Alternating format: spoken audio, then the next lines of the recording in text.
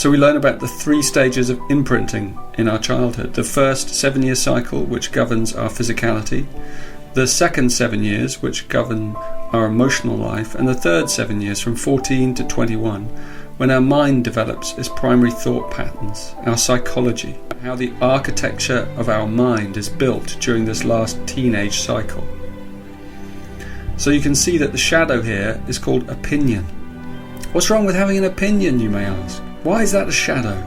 Well, it's not so much about having an opinion, but being trapped by your opinion. It's about being a victim of an opinion.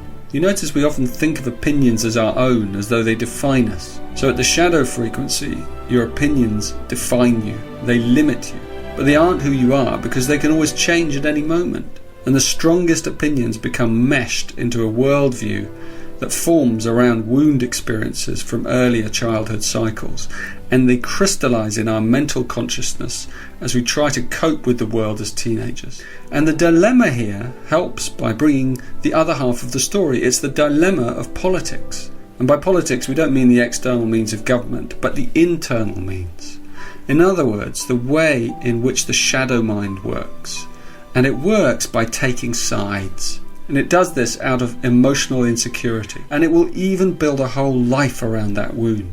And this leads to division out in the world. It leads to left and right, Democratic and Republican, Labour, Conservative, liberal and traditional.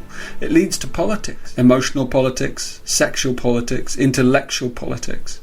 The intellectual mind is all about politics. And the political mind is always the defensive mind. It has an investment in feeling safe through its opinion. So when it's challenged, it hardens even further around that wound or that opinion. Think about the views you hold about the world. It's an interesting contemplation to do, to look at the opinions we hold, consciously or unconsciously, and see how they trap us. It may not be comfortable, but your opinion is often the first stage of denial of what is, of the way things actually are. So only when you're able to see through the structure of your opinions and your worldview, only then is transformation possible. We think politics is the only way to try and sort out our differences. We think it's the norm. We even think that it's healthy. And then all you really have is argumentation. When you look at our leaders, they spend most of their time arguing. Don't they look a bit like teenagers, arguing with their parents? It becomes who we think we are. So we have to defend our view. Otherwise, who are we? Who are you without your opinions? Think about that. The thing is, we get stuck with our worldview and then we carry it out into the world. Many of us are caught in a net of opinions that simply don't serve us anymore. And we have to see it to let go of it. You know, we humans are a dichotomy.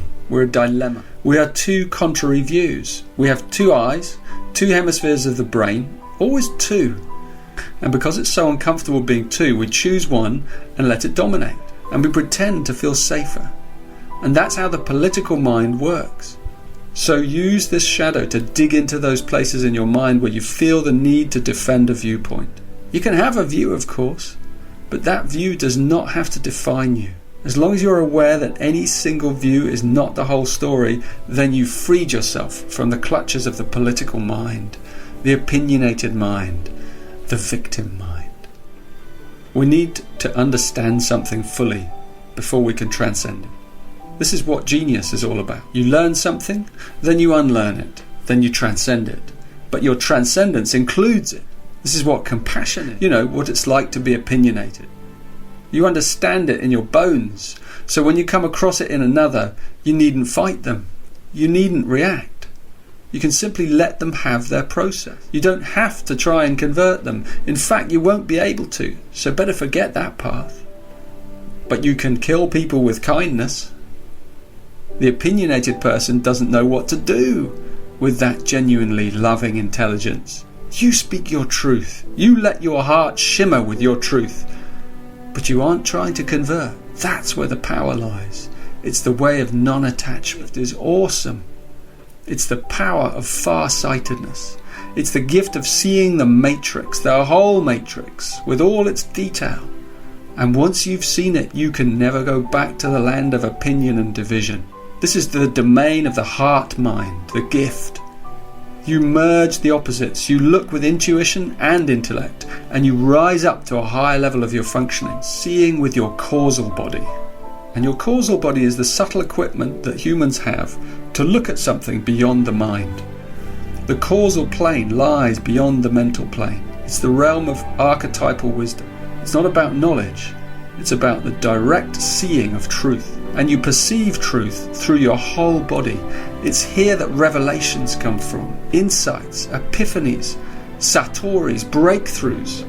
Every genius that's ever lived has seen with this eye.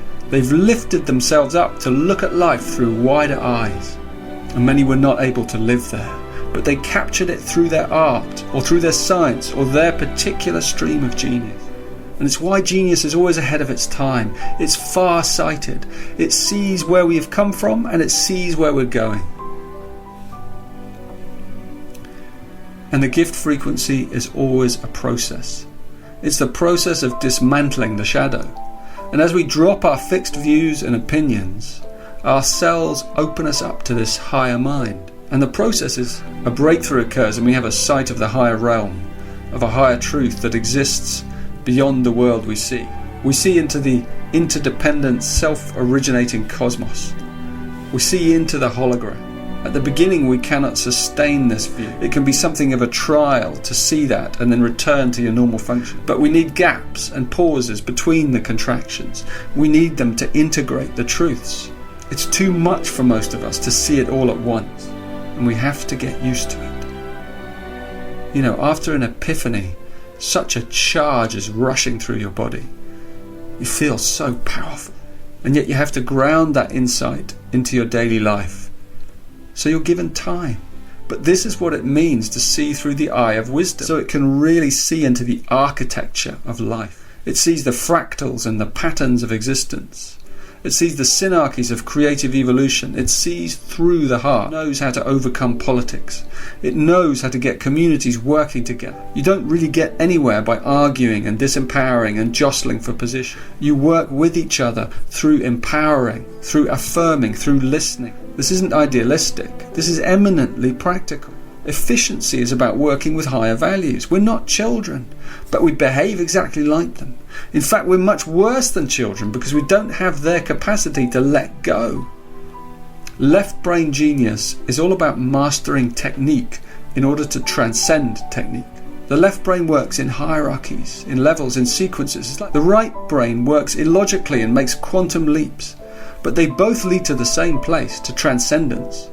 Think about the truly healthy teenage mind. Think about how open it is. Think about how revolutionary it is. Think about how far it sees ahead. Why do you think young adults are so into science fiction?